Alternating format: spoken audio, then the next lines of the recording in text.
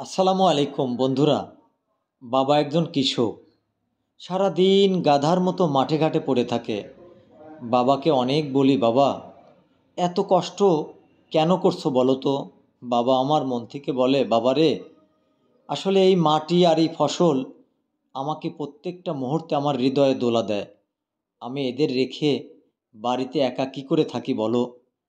বাবা ছুটে চলে সকাল থেকে সন্ধ্যা পর্যন্ত, একটানা মাঠে পড়ে থাকে।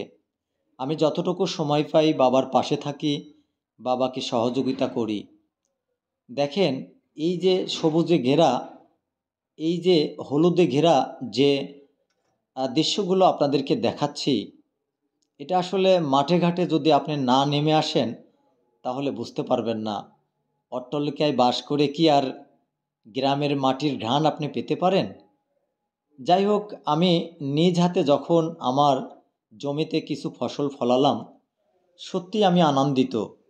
কারণ নিজ হাতে যখন কোনো কিছু উৎপন্ন করা যায়, সেটা যখন ধীরে ধীরে বড় হয়ে যায় এবং ভালো একটি পরিবেশ তৈরি করে, অনেক ফসল চারপাশে, সত্যি আমি আনন্দিত।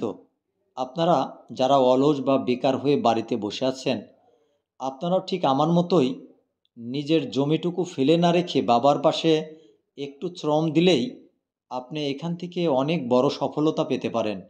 বন্ধুরা, তোমাদেরকেই বলছি, তোমরা অন্তত বাবার পাশে একটু সময় দাও।